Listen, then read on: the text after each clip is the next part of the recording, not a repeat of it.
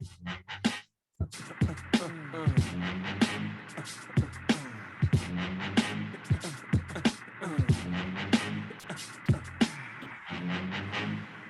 the fuck up. Courts of Thunder, French Open recap edition. Glenn Clark, Greg Rosenthal. And just like we thought, it was crazy. Nothing we could have ever expected. The wildest 2 weeks of our lives that led to Rafael Nadal and Iga Swiatek winning the titles. I don't want to say this is like an anticlimactic recap edition, Greg, but I did not feel the need to like rush in here and do a live one after the men's final on Sunday. No, I think anticlimactic would be the word. Once we got to the semifinal portion, there was one, there were two pretty dramatic in different ways men's semifinals. But as textbook as I guess it is to see Iga continue the streak and then Rafa win his 14th, this 14th was different. And when we were doing this French Open preview, there was a lot of pushback from old Glenn Clark that Nadal was maybe not the favorite. And you know what? The betting markets agreed. He was the number 3 favorite somehow at the French Open. And for once in my life, I finally gave over. Rooting against Nadal, especially on clay, has been one of the dumbest experiences I've had for 14, 15 years. And he finally won me over last year or so. And you know what? It feels good. It just feels good to be on Rafa's side. All right, let's start there. Courts of Thunder. So look, you and I texted a little bit on Friday because the semifinal there's far more to discuss there than there is in the final, in which it was basically an exhibition match. I mean, I know people have pointed out that Ruud got an early break in the second. There was at no point where Rafael Nadal was threatened in the final. He finished it with 11 straight games. And I think we can talk a tiny bit about the final at some point, but you're right. There was a lot less drama to it. The semi, the only mistake I think people would make would be to try to make it seem as though there was like real doubt at that point in the semi. There wasn't real doubt. It was competitive as hell. It was this wild day where games were taking forever. There was absolutely zero doubt in my mind after Rafael Nadal came back in the first set tiebreak. The one place where Zverev could have put his foot down and said, like, I have something to say today, and he didn't. There was zero doubt in my mind about how that match was going. I don't know if it was going to be in 3.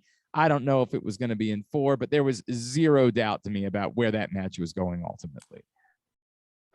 I disagree just because there was so little between them. Zverev had 4 set points in the first set. Yep. He was up 6-2 in the tiebreaker. So it's one thing to blow 4 set points. To me, like Nadal did. That to me is why there was no doubt. Like, okay, I get it, but there's one thing, yeah, right, to blow 4 or 5, because I think it took Nadal 5 set points to get it in the first set. Mm-hmm. It's another to lose 4 in a row. Mm-hmm. To be up 6, because there's literally no other way you can lose 4 set points in a row other than to be up 6-2 in a tiebreak. Yes. It's literally impossible otherwise. And the shots that Nadal hit, some of those forehand passing shots and some of the points in that tiebreaker, to me, were probably the best moments of the men's tournament, just because it was Nadal at his very peak in the biggest of moments. And otherwise, that match to me was tough. I mean, it was... I'm not glad Zverev got hurt, but I'm glad they didn't play for 7 hours. I mean, that was a case of no one needed to see that anymore. I agree Nadal would have won it eventually, but they both looked gassed. It was a bad look for the French Open. They don't have any climate control in that stadium, and it was closed and it was humid. And it was just terrible tennis. I mean, you can't say that was good tennis. They both missed a lot too, and they would have been playing for 6 hours. And you can even argue, if you're Zverev, that the conditions led to his injury, because it was a whole lot of clumpy clay and slow tennis. So there are so many separate thoughts in there to me. Yes, the conditions are a problem. I don't disagree with that whatsoever. And I disagree that it was bad tennis. It was not bad tennis by any stretch of the imagination. It was compelling, but it wasn't necessary. No one needed to see 4 more hours. That's where you and I will eternally separate. And I think if you like tennis, you would recognize that was I just don't think that was what you want out of the sport. I mean, that was tough. I wouldn't. To not finish 2 sets in over 3 hours. What is going on? I hear you, but this is the French Open semifinal, man. Like, Yeah. I don't want what we got in the final. I want it to be very difficult. I want it to be a serious test. But I want like the Glenn greatest clay court player of all time. I want him to be able to hit a winner. And like Nadal, literally, as good as Nadal is, the conditions were so slow. I just don't like slow tennis like that. That he couldn't get it past Zverev. And the one thing that would have changed if Zverev didn't get hurt, even if Nadal won, like if that had kept up pace, and I think Zverev would have won some sets. Who knows? Maybe he would have won that second set tiebreaker. You know, that could have changed Nadal's how he was feeling going into the final, considering the tournament he had.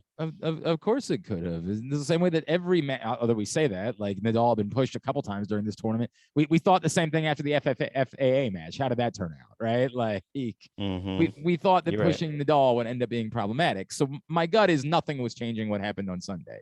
I don't think there's anything on the planet that would have changed what happened on Sunday. But I go like it's supposed to be difficult to win these slams, because these three players have won them with relative ease. No, I get that, but like that's like the people that say that they liked watching the Knicks and Heat like score 70 points in like an Eastern Conference final game back in like the late 90s or early 2000s. I would say it's like, yeah, that's great, but the sport's better, you know, if that's not happening. I think it's a very fair comparison, because what I would say is, yeah, sure, I like more free flowing like offense in the NBA, but I didn't hate watching the Pistons play the Spurs either. Like, there are so many different styles of a sport, and if it's close and competitive, I'm all for it. That was the thing that I was ready. I was ready to settle in for 5-6 hours and watch one tennis match throughout the course of the day on Friday. I was ready for it.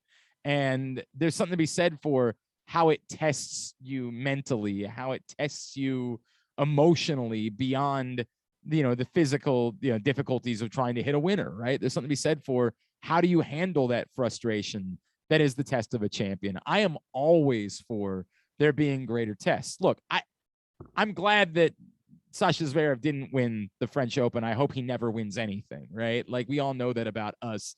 I don't want him to get hurt for that to be the case, although again, if he retired from the sport tomorrow, I would shed not a single right. Like, of course, you're not like celebrating him getting hurt, but I also don't have to like pretend like I was heartbroken. No, and if anything, it's like it happened. It was unfortunate, and you move on. And he's out for 6 to 8 weeks, is what he says. So he's going to try to play in the hard court season, which is probably a little better than we thought. The shame is that he'll come back in 6 to 8 weeks. That's a real shame. I wish he was not coming back to the sport. But it's a step beyond that, which to me is I didn't like the ovation. Like, I still go back to this. Everything about him being in these spots is awkward, because as a tennis fan, you feel compelled to, I'm watching these guys play tennis. One of them has to leave due to an injury. It seems like the polite thing to do to show some sort of support for this man. And I'm never going to be okay with there being a show of support for this man in any circumstance. Like, I'm just never going to be all right with that. It presented the entirety of just like a really gross scene to me on Friday. And it would have been the same way if they had played a 5-hour match and Zverev had lost. There would have been a wonderful ovation for Zverev going off the court. And all of it just creeps me out, man. It just creeps me out how much maybe it's in the context of how much we're killing all of these golfers for going and playing in Saudi Arabia, but we're willing to just completely ignore the Zverev stuff and just view him through tennis prisms, which creeps me. Right. No, I'm with you. I mean, it's like something you don't have to say anything. You don't have to make a big production over being heartbroken or feeling sorry for him. You don't have to dance on his grave in this case either, or on the match. And you just be quiet. You like just let it go. And if you're an Nadal fan, take the good fortune, because he had such a challenging tournament. He had one of the best runs to a final statistically that he's ever had. He beat 4 top 10 players. That hadn't been done in 5 years on the men's side to win a Grand Slam. So that shows you how rare it is. One of those players was Novak. So there was a big one in the middle. Yep, no doubt. And there was two, there was a 2 5-setters. No, 1 5-setter. Novak wasn't a 5-setter. No, Now I'm Novak was a forgetting. 4-setter. Yeah. Right. It was the 5. It felt like a 5-setter. And then you get the easy final, which raises Nadal's French record to 112 and 3. I mean, and 3. There's nothing else to say. It's just that's insane. the best. That's the best stat. And I was thinking, man, Ruud didn't show up. That was pathetic. It was like 11 straight games at the end, and Nadal was playing great. And then I looked at the last final scores, and Ruud didn't really stand out. Nadal has won in straight sets in most of the last 7 finals. So Dominic Thiem lost to him in straight sets. Novak Djokovic lost to him in straight sets. Back in the day, Federer lost to him in straight sets. Stan Wawrinka once lost to him in straight sets in the final. David Ferrer once lost to him in straight sets. And that's part of the reason I didn't like Nadal for so long. Kind of like I didn't like Michael Jordan as a kid because it just felt too inevitable. But this one, Glenn, don't you think just was different? Because I think even if you're a closed-minded idiot like me, you can appreciate him and appreciate that it really might be the last one quite. Well, I think again, as you project it moving forward, I think there's more to appreciate here. A year ago, we were not remotely surprised by Novak Djokovic being in this position. In fact, going into the year, we were kind of openly talking about the possibility that Novak could win all 4 Grand Slam titles. We weren't remotely discussing this with Rafael Nadal before Australia, right? Like, there was no conversation about the possibility that Rafael Nadal could threaten to win a calendar Grand Slam this year. And nobody thinks he's going to, right? He's not going to be the favorite. But he's never even done this before, win the first 2. I think that's like a great, thing just as perspective is he is having the best year of his career results wise right now. It's insane. It's utterly and completely insane what Rafael Nadal is doing. And there's a small part of me. I get that the foot becomes the bigger story now, right? Like the foot becomes the biggest part of the story. But there's some weird part of me that wonders if he isn't buoyed by this and says, hell, let's do it. Like, let's go for it, man. This is it. This is the thing that I could do that neither one of these guys did. And as we've talked about the sort of esoteric differences in defining the greatest player of all time when this era is over, which we had ceded largely to Djokovic around this time a year ago, all of a sudden, there's this real chance for Rafael Nadal to say, no, I can not only put some distance here, but I can do something you guys didn't do. That would be huge in this argument, that he would have, like, he's got that he's won all of them at least twice, the double Grand Slam, which was what Djokovic had. That was one of the big things that we pointed out that the other guys didn't have, right? Is that Djokovic was the first one to win all of the slams at least twice. Well, now Nadal, by winning the Australians, got that too, right? He now has the double Grand Slam. So the thing that we always dismissed with Nadal was that so many of his were at the French. But I mean, what are we doing any longer? What are we doing dismissing Nadal's argument as maybe being the greatest player of all time? If he somehow pulled this off, and again, no one is expecting it. Djokovic absolutely is going to be the favorite at Wimbledon, and I would be stunned if Rafael Nadal wins Wimbledon. But my God, if he does, it's utterly and completely reshaped the argument and the debate about the greatest player of all time. A lot to kind of dive into there, and I'm totally with you. He could miss Wimbledon. We don't know. We're taping this 2 days after, and if you didn't follow the post match press conferences, he explained how he had been getting a shot into his nerve, a pain-killing shot into his nerve before every match of the tournament, which would essentially just kind of numb his foot. And he said that is not something he'll do to play Wimbledon, period. He was very definite. He said this was a temporary solution. This is not going to be what I do moving forward. And as much as you're saying, like, can he keep this going? Can he go get year end number one? Because right now he's way ahead of the race. And this would, I'm looking now. It's really interesting. This would be the 6th time that he would be the year end number one. The first time since 2019. He's never done it twice in a row. It's kind of like sprinkled out throughout his career. And that speaks to Djokovic and Federer. That speaks to some of Nadal's physical problems over the years, and his clay court, that he didn't always keep it going, but mostly the physical problems.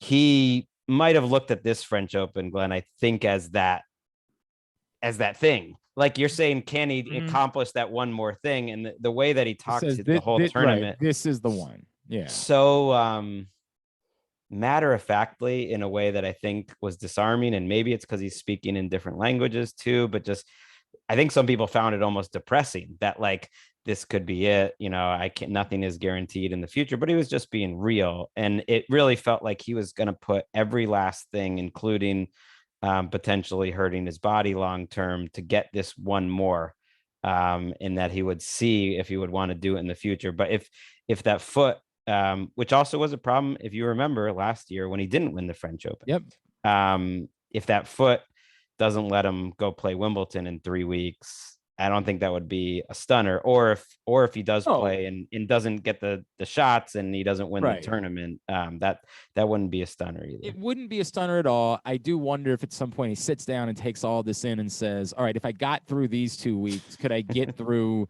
2 more weeks, right? Like, what am I really asking of my body, of myself? If I say, I'm not going to do this forever, but do I do it? And let's just go see, right? Like, I think the way he spoke, I get it. He didn't leave a lot of ambiguity. I understand. Yeah, I just think he has his values, and it's a little like Barty in a totally different way. But like he has what he's gonna value about his career and his future, and he seemed pretty definite that he like does not want to make this a habit, and that he's a little heartbroken that because he kind of sees the end might be soon, because this is the only way to play at that level. But I would hope that he surprises us. And I mean, at this point, I almost feel like it's less than 50-50 even plays Wimbledon, but maybe I'm being skeptical. Yeah, I don't think I'm willing to. I mean, this is still Wimbledon that we're talking about, man. Like, and especially once you realize you're kind of at the end, like the actual decision to not play, like it almost, maybe he'll play and give it a shot and just see how it goes. Right. That to me would be the more likely scenario. I would, and again, I don't know anything. My God, who are we? We have no. He's not on the entry list, and I did some research right before we started. Both him and Djokovic are not signed up for any of the 3 weeks on grass, which is leading up to Wimbledon, which is surprising to me, Djokovic wise, not at all. None of them are. There's the 2 500 events, right? Like they have 2 events next week in Halle, Germany, and Queen's in London, and then there's another one, another big one in Eastbourne the week before Wimbledon, which is a 500. But maybe Djokovic takes a late minute entry too. It's a weird thing about the schedule. It just never made sense to me that there couldn't be one 1,000 level event on grass. It's really stupid. Yeah, they did add the extra week about 3 or 4 years ago. So it's not 2 weeks in between, and I like that. And now it's 3 weeks. But no matter what he's done, like even just having this half a year where he's clearly the best player on the ATP tour on hard courts and clay is amazing, because it wasn't that long ago. I mean, it was so long ago, and it really reminds me of covering Tom Brady, that like we thought it was Federer and Nadal, like, and their swan song and getting a few final majors. 100%. We thought that like 5 years ago. Well, my God, man, like 6 years ago. I definitely, we had 1,000% seeded. I know I had seeded. Look, Djokovic is going to boat race these guys. And again, there's a complication to that, right? Because like, what happens if Djokovic plays in Australia? And what happens if there was a Wimbledon 2 years ago? And like, I understand. What's the problem with these GOAT talks, in the middle of careers? You kind of got to see what happens. Doesn't mean it's not fun to talk about, but it changes every minute. Anything else on the Nadal front that we need to discuss? No, I think that's good. I think just the warmth. I wish I had done this sooner. Like many people, I chose a side, and I chose the Federer side. and I have another friend of mine who's the same way and has sort of hated Nadal this whole time, even stronger than me. And finally he came over to the bright side. And it's much more fun this way You to know what's really appreciate funny about it? athletes instead of dislike athletes. Grow up, I guess. Greg, I in like in the immediacy of Federer hated Federer because he was denying Andy Roddick, right? Like, Right. and Yeah. and as everybody knows, I am, Mr. American Tennis, right? So I hated Federer because, but once I got over that, I never really picked sides. And I knew plenty of people that hated Nadal because of Federer. And I never really picked a side because this was like the first thing in my life as a sports fan that I was just able to watch with like an amount of joy that was unrelated to rooting interests. That whatever happened, I could be happy at the end of it because I was just getting to watch such absurd accomplishment. One of the great things about tennis, you can root for more than one person. And I never in this trio, like, yes, it's harder now. I don't ever want to say I like rooted for Djokovic. I don't know. Maybe in the beginning I did root for Djokovic. It's harder to say that you're rooting for Djokovic now, but I've never really rooted against any of these guys besides the early going when I was rooting against Federer because I wanted Andy Roddick to win multiple Grand Slams and be an all-time great player. So I don't know. I never. I wanted Carlos Alcaraz to win this French Open. I really did. But if Rafael Nadal defeated Carlos Alcaraz, I would have lived with that, man. I would have said, yeah. I get it. Like, I acknowledge how amazing this truly is. I truly am grateful that we are able to watch this. I do think the other side of it that you started to bring up last year on the show, hey, what's wrong with these other guys? Part of the conversation is a part of the conversation that we should be probably speaking louder. I would take nothing away from what Nadal is doing, what Djokovic is doing, but this next generation of players has not been able to step up and compete with guys that are in their mid to late 30s regularly is kind of damning about that next generation of players. I think it's why it was so disappointing to me, the Alcaraz thing, because I really did want to see someone finally make a definitive statement. Well, no, we did. We did see that. We saw Daniil Medvedev beat Djokovic in straight sets to deny him a Grand Slam. There's nothing more. There's nothing more definitive than that to me. Fine. And granted, it was one match, but you can't deny sort of that. Yes, you're right, but it was one match, and then Daniil Medvedev kind of. He blew it against a guy in his mid-30s in Australia. Like, there's no defending that. There's no going back and saying it's understandable that the guy who's the best player in the world turned around and blew a 2-set lead to a guy in his mid to late 30s that can't feel his foot in a Grand Slam final. And it's a different part of the conversation, right? Like, I acknowledge the greatness of Rafael Nadal. What he's doing is amazing, but I can't help but be a bit disappointed by this next group of guys that it is so rare that they are showing any level of competitiveness against these dudes. I can't help it. It's embarrassing. It's embarrassing. They can't even get through the other Stefanos Tsitsipas can't get through other mid players just to go get his ass kicked by Rafael Nadal. Like, it's embarrassing, man. Like, this is not supposed to keep happening this way. Doubt. I hate saying it that way because it sounds like I'm taking something away from. I really do acknowledge like the greatness and what it is that we're watching. But man, no, I appreciated his post match interview. I appreciated the way he hit his backhand in that final and against Vera for that matter. Like, one thing he does like a Brady, which I think gets a little lost, is like Nadal still evolves. And he was hitting those short cross court backhands incredibly in this tournament. And I think there were moments, the first set and a half against Djokovic, and for the most part, the match against Djokovic overall, where he was peak Nadal. Like, he's a little different than he was when he was younger, but he was, I don't know if his level is really any lower than it was back in 2012 or whenever, 2009. Like, it's different, but the mental side of things, like, there's just no one like him. There really isn't. There really is no one else like him. Anything else just on the men's side as a whole? We covered everything, didn't we? I guess we should say we did beforehand. You know what we missed out on because we were taping during that Rune match. Yeah. Was all that controversy there. So if you're a casual fan. This guy Holger Rune is gonna be like he's just gonna be up in our business. I have a feeling for a long time to go. A 19-year-old who has just is a lot. He's a lot extra. And it sounds like he maybe made up a story that Casper Ruud after the match like yelled at him in his face. Maybe it was an exaggeration of what Ruud actually did. He's just a little pain in the butt, always calling for the umpire to check marks, trying to annoy people, giving bad handshakes. So I kind of enjoyed that, because if anything, it at least made a Casper Ruud match interesting. And Ruud does deserve some credit. You just took some away from Tsitsipas for not getting through that broken draw. Yep. I actually, just because of the time aspect of that day, and because I was just curious, watched more of the Cilic match than I was able to of the Nadal Zverev. And Cilic was kind of a house on fire for this entire tournament.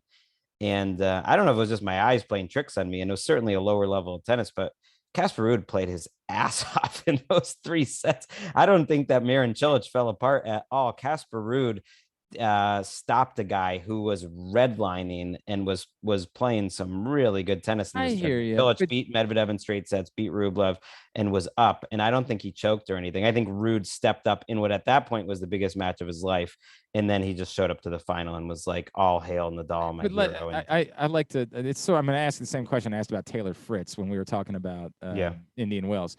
Did you see anything from Casper Ruud during this tournament that gives you an amount of confidence that he's going to be a Grand Slam champion?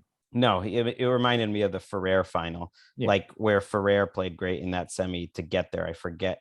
I think he might have beat Federer. Gosh, I can't remember off the top of my head, but he beat it. He beat a good player. And that was like his final. And in this case, Ruud didn't even have to do that. I mean, he didn't have the toughest road, obviously, to the Grand Slam final. Neither did Coco, but like it was a better. Right? That was his best win during the tournament. Who? He beat Hurkacz, right? And then he beat Rune, and I think Cilic was the best win just because of the form. Trust me, dude, man. That first set, I watched the match. Outrageous. I thought he played well. He was hitting some really good shots. Set, it really did. The couple things that jumped out at me about Cilic, one, like we were giving him credit for being a gentleman about it. Like he was absolutely willing to replay points, which was almost bizarre to me.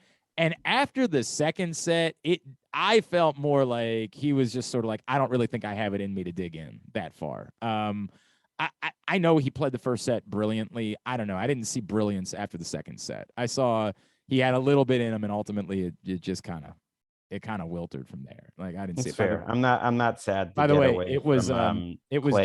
it was Joe Willie Songa that Ferrer beat in the second. Was there a bigger match earlier in the tournament? He beat Robredo in the quarterfinals. Oh, that's not great. No wonder I was so mad that Kay lost that quarterfinal, I think, to Songa to let him into that spot. He could have gone right to the final. He beat Kevin Anderson. There's not. I take it back. There's Lopez. Nothing that stands out. I take it back. All right. By the way, and for those that are interested, Djokovic indeed at -125 is the favorite to win Wimbledon. I'm pulling this from my friends at FanDuel. Carlos Alcaraz is the second choice at +550. Nadal at 7-1, and obviously that's got to be factoring in the injury significantly, because if they knew that he was healthy and could play, I would assume that Nadal would be the second favorite. Berrettini, who has kind of disappeared. Do we know that Berrettini's playing at Wimbledon? Yeah, he's playing tomorrow in I think it's Stuttgart. Yeah, it's either Stuttgart. My son, I kind of got him hooked. It was mostly just the fact that I let him start watching tennis when we woke up immediately at like 6 a.m. to 6:30, and now he's keeping it going. And I'm just okay, why not? And so he like prints out the draws and he fills them out, and so I know I'm following whatever the hell, Sir Hagentosh in the Netherlands way more than I would expect to this week. That's awesome. Berrettini's 10-1 after his finals run last year. But yeah, he's returning. Yeah. Zverev 12-1, and so is FAA. So those are your top 6 odds wise. No, that was too much on Nadal, but the man deserves it. I mean, yeah, I don't know if you heard, he's won 14 French Opens. It's pretty good. Courts of Thunder. I don't know if you've heard, Iga Swiatek's won 35 straight matches. Oh, I don't know what that is. Sorry, we don't need that at all. Again, it's difficult because I don't know what there is to say. It feels like the only way to create an interesting conversation at the moment about Iga Swiatek is to do the thing you don't want to do, which is to say, does it matter at all in context that she's doing this after, she wasn't able to beat Ash Barty? Like, when we talk about this, do we talk about Barty's absence in any way? Or is that utterly? Well, who says she wasn't able to? What does that mean? I mean, it's not like they came up against each other. But Barty was definitively the best player in the world when she decided to step away. There was no debate. Sure, but there's such an age, caveat there. Swiatek was 20. Swiatek was 18 to 19 when, during that French Open tournament that she first won. Her step back at age 19 to 20 last year, Iga was finishing 7th in the world and making the World Tour finals. This is absolutely a different player, Iga, this year, I think, than she's ever been. For whatever reason, this is when it locked in. She's a 20-year-old. And so it's unfortunate for us as fans. You're right that the Barty peak did not match up with what's coming, which is the Iga peak, which has officially started. It's officially started at age 20. She showed a lot of great signs before this year, including a Grand Slam title, but I think it's fair to say like a different portion of her career has begun, and it surprisingly began in Doha.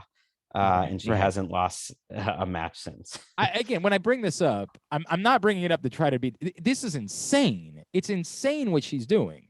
When we talk, what's the most insane thing ever? I looked it up. She's not in the top 10 streaks of all time yet. Man, you have them. Women were ripping off some big old streaks back in the day. I mean, all right. So I do. The very top of it was, I remember Graf didn't lose for almost all. Well, let me ask this question: are any of them post 2000s? No. That she has now tied Venus. And if Iga wins her next first round match, she'll be the number one in this era. You have to go more than 30 years back. Yeah. But Navratilova put up 74 at one point. Okay. Yeah. And Graf won that. The one I remembered was as a kid. I was already 11 or 10 or 11 at this point. She won 66 during that 89 to 90 kind of post Celis stabbing. Unfortunately. And look, we all know, I think we all would agree that, to take nothing away from those women, the sport is far deeper than it was at that time. The fourth rounds, the third rounds, everything like that is way harder. 100%. That being said, the question is only relevant in the context of viewing the 35, right? Like, there's no debate about the greatness of Iga Swiatek. It's insane. The only way that you view the question is if you're looking at saying, is there any sort of caveat to her winning 35 straight matches that she didn't have to play the player that was unquestionably the best player in the world, who, if we're being fair, did, kind of whoop her ass right before this streak started in the one match they did play? I mean, just because of the way that the draws have fallen and the way the sport is now, it's not as impressive on paper if you go back and look at what Venus and Serena did during those streaks in terms of the caliber of top 10 players. Okay. And there's such a gap right now between Iga and the rest of the field. And that can be just seen in the score lines. She's only lost, I think, 6 sets in this whole streak. It's not competitive. I think the one thing that stood out to me, though, in this tournament, I mean, weirdly, the Nadal Iga thing isn't played up as much, and I think that's because people want to be respectful that Iga is becoming an all-time great on her own, and she probably will become one, and you just don't want to go there. But it's like Nadal really was her hero, and goddamn, there are a lot of similarities there. Because I think what was different this time between now and 2 years ago is Iga's forehand is so good that literally the rest of the field just can't really return it in play successfully, which is just sort of that's like in high school when there's there's just such different levels of tennis where there's the kid that's gonna maybe be close to a pro and get full scholarships and all this stuff, playing other kids who are just not on the same level. And I get that a little. Coco in the final, let's talk about the final, just couldn't there was no point in that match where she could confidently return Iga's well hit forehand either on the court or in a place that wouldn't totally victimize her. And it reminds me of Rafa at his best. Rafa, basically running shop until he would get to the end of the French Open early in his career, because literally people just couldn't return his forehand in a reasonable professional way. And there was almost no one in this tournament that did, except for one set of Shinwen Zhang. That's it. Like no one, like that forehand is totally different than it was 2 years ago. And that alone is like winning her matches before they start. It's crazy. And even when obviously all she did is turn around her and just smoke her over the course of the next 2 sets. I mean, it was just an ass kicking after that. I mean, she doesn't even really have that great of a serve, which I think should scare people. Right. Not to keep mixing metaphors here, but it's a little like Djokovic, how good he was earlier in his career without a serve.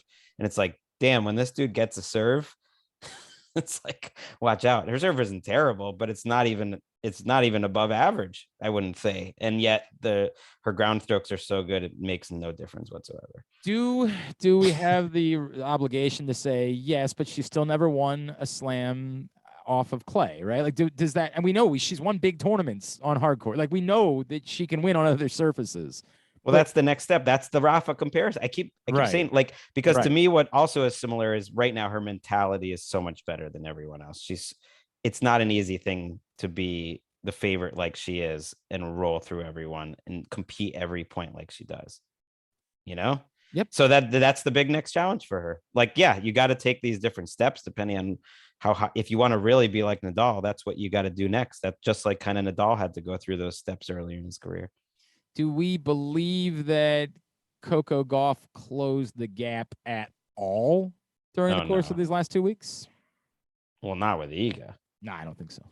I mean, not with Iga. No one did. I mean, Iga is clearly. I think that's a bigger conversation than just the fact that she got smashed in the final. I think that's a conversation of, do we believe that Coco Gauff, being as young as she is, took a step that she's a year away from being a serious threat? Well, yes. Okay. Yeah. Okay. That to me, that I think that matters. Again, I mean, making a Grand Slam final matters big time. Making it at 18 really matters. Yeah, absolutely. Okay. I think that matters. I think that I think it's going to be very difficult for anybody to beat Iga outside of the caveat that we gave before the tournament, which is the nature of women's tennis, has not been that we've seen this one player this dominant. So I don't know. Maybe the goofy returns, but at the moment it's hard to believe. It's hard. Well, in the moment, yes, and it's hard for me to believe like she's just gonna go away. But even the all-time greats, Nadal, Djokovic, Federer, and I'm not saying Iga's gonna have a career like that, but even them and Serena, there's pretty big valleys and ups and downs within a career where there are many opportunities, no matter how good the top player is, to go win big time tournaments. And I think Coco took a big step in that direction. Don't you? I agree. I think Coco did an awful lot. I think that there is the flip side where we might say that is her best surface, clay. And if that's the case, then is she going to be able to back that up? She's clearly had success at Wimbledon before. Is she ready for this quick turnaround after her best performance in her career to go out and deliver another big performance? Or is this set up for a letdown in London here in a couple of weeks? I don't know. She's very young. A lot of it depends on the draw, just like this tournament. I mean, let's be real. Very fair point. Yeah. If she had just drawn Iga, in the fourth round, then she's not there 100%. That result was going to be that result whenever it occurred. No doubt about it. Can she stay? Right. And that's like you were saying, catching up, like Iga just seems to be opening this gap with the rest of the field. Not like she's not going to lose the rest of the way. And it certainly wouldn't be a surprise if she didn't win Wimbledon just because she hasn't had any results there yet. But just overall looking at the tour, there's a gap. The thing that I hated to hear with the post-match interviews, and Coco is like so mature and such a good competitive athlete and so smart that's what gives me the most confidence that she's going to have a great career and max out whatever her max is. Mm-hmm. But the part that saddened me a little bit was her voicing how much the expectations of being a 15-year-old quarterfinalist at Wimbledon have weighed on her, because she never expresses that. She never lets that out publicly. And she said that she had started to have some doubts that maybe I'm never going to get there. and she's 18. And it's like, oh, why did I? It's so sad that that even the most, I think, mentally strong and having the best attitude possible was already feeling that at age 18 that she was having some doubts, and that's natural, and she's just being honest. But that just sort of goes to show how difficult all of this is, because she is, if there is a schedule, she's on it and she's doing great. You know what I mean? Oh my God, she's vastly ahead of schedule, no Right. question, right? And I know the ego kind of screws up our ability to understand that, because But not everyone gets to be Serena just because she's Right. American and she's black. Like that's not the bar. That it just can't be. No one. There is no other Serena. It's not going to happen. Like, 1,000%. give that up. Like Right. maybe Iga is going to be a special Iga, and that'll be different. But she's not going to be Serena either. No Newsflash. question. No question. No question. Look, I would love. I think it would go a long way for Coco just to not go out early in Wimbledon. If she follows up the French Open by just making a reasonable run, a run to Monday, right? Like if she's around playing on Monday the following week, I think that says a lot, because I think it talks about how she handled the biggest 2 weeks of her life and came back, and it wasn't something that sat with her. Remember, I talked about that with Raducanu a year ago, that after so hard to handle success in tennis. It's what separates these top players. Yeah. It's to me what made the Raducanu thing almost impossible at the U.S. Open. That at that young of an age, after everything that she experienced at Wimbledon, to turn around and be ready to go as quick. Now, I guess there's a bigger separation time-wise, right, on the calendar between the two, and I do have to acknowledge that it might be easier to do when there's an entire, month and a half, almost 2 months before you go play at the U.S. Open. We're talking legitimately about 3 weeks. But I just think, to me, that's the best way to qualify. It's not fair to say we think that Coco Gauff should go make another run to the Wimbledon final. That's insane. But as long as she's around through the first week and she gets to play on Manic Monday, I think that's a huge positive sign that she was able to take from this tournament, where she had this amazing breakthrough, and back it up and not have it impact her in any way, or the sadness of having not finished it off and getting smoked in the final. That emotionally she handled all of it, came out and played, won the matches she was supposed to win, as you always talk about with Coco. And if she runs into a really good player on Manic Monday, so be it, right? Like, that can happen to anybody. If she can get through a week at Wimbledon, I think it makes a significant statement about how much closer Coco Gauff is to being a threat. I agree, and she just strikes me as the type that this will put some wind in her sails. Because, like what I was saying, her mentality and her maturity, I think, are the right now biggest assets she have, because she doesn't have a big game. She's a little too defensive, and that can, look, you can win being defensive, but she's ultimately a defensive player right now. Her instincts and athleticism and speed are great. Her serve is great.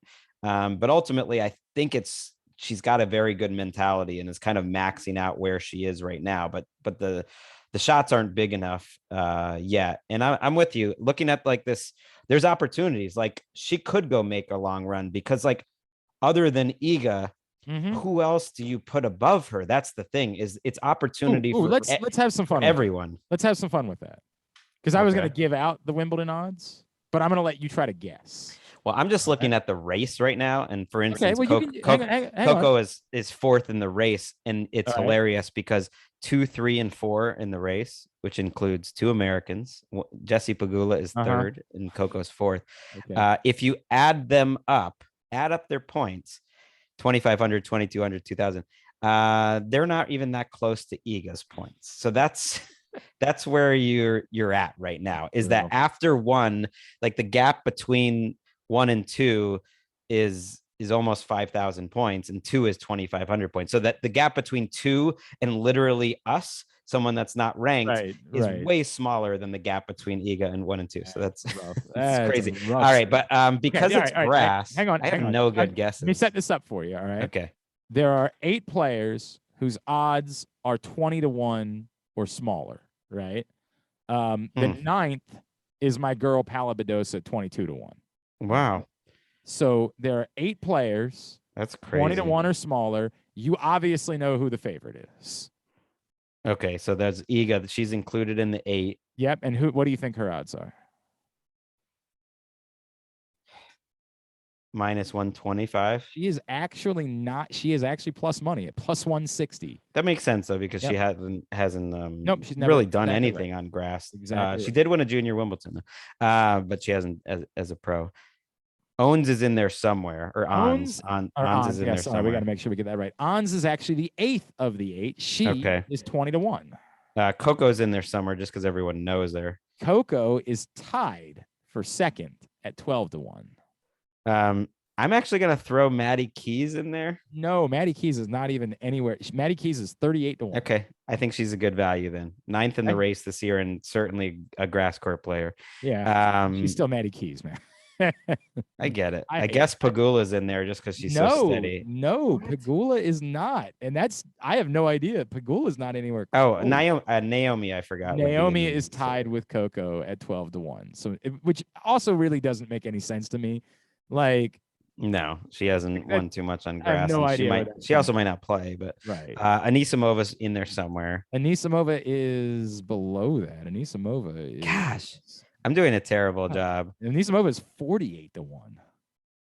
Zachary? I don't know. Simona, the betters like Simona is 16 to 1. Yep, Simona's in there. And just tell me the rest. Okay, yeah. There's one I have no idea. There's one that makes absolutely no sense. Serena is still 18 to 1. So okay, well that's not correct. That makes no sense. Kvitova 17 to 1. And then the one that I do think doesn't make any sense because yes, she won 2 Wimbledons, right, but she's also won very few matches. I agree. The one that I think is the most I think the second biggest storyline that we'll be talking about on the Wimbledon preview is the one that we just talked about a second ago. That's Raducanu, who's 14 to 1.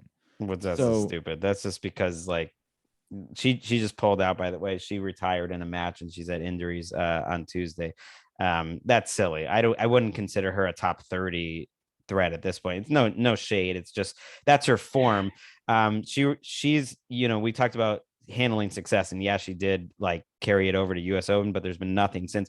And I think sometimes it's weird in tennis, but you have to get through that like year since your big win or your big loss. Like I kind of think Tsitsipas is going to play better the rest of the year now that he got past the year anniversary of blowing 2 sets at the French Open final and the pressure also of holding those points this time. Like I think he'll be freed up, and I think Raducanu is still in that darkness, unfortunately. Okay, there might be something to be said for that. And again, if she's not healthy, that's a completely different conversation, right? Like she hasn't been very healthy. So there's a lot of opportunity, and I do think Coco with the right draw certainly would help. Has a lot of opportunity. I think it makes sense that she can play well on grass because she just has an all-court game, and I think she can play well at the net. Anything else from the women's side that we need to discuss? No, I don't think so. I was a little disappointed how Kasatkina showed up for her first Grand Slam semifinal. It's been a long road for her to get here. She's been a fun player, I think, over the last 5-6 years, ever since she made that Indian Wells final that was Naomi's breakout and was a fun final. She did not show up for that Iga match. I know it was against Iga, but she couldn't keep it in the court. Wow, I mean, yes, you're right, but I get it, but you can tell the difference of like I'm playing well, but Iga's just destroying me, and just like, oh boy, this is tough. Yep, a lot of reality setting in there. All right, my friend, I appreciate it. Have enjoyed this as always. Thanks to all of you guys for listening and downloading and sharing and supporting and all that sort of stuff. I have had a few people ask about t-shirts. I'm going to prioritize t-shirts. My goal was that we were never going to put this behind a paywall, because what really are we offering? Like, we're just having fun. I don't ever want to put the show behind a paywall. And we are working. We've been in touch with a few people. Well, I'm also like not scheduling my time away around this. And I'm going to be, if my visa clears in Japan during Wimbledon, which is a major problem, that might be a warning. I think we'll give you an update. I think we might get a preview in, and it might make it impossible, frankly, which is disappointing. The reality of the circumstances. So we'll see. I think I'll let you know. We'll I talk don't know about the answer yet. we'll talk about t-shirts for those of you that have asked. That will be something that we'll try to make happen. All right. Can we get the rights to the art?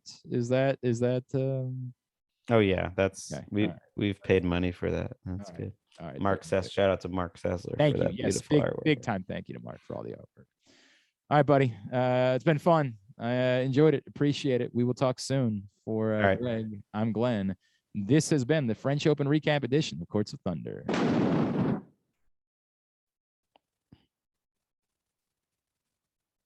Courts of Thunder.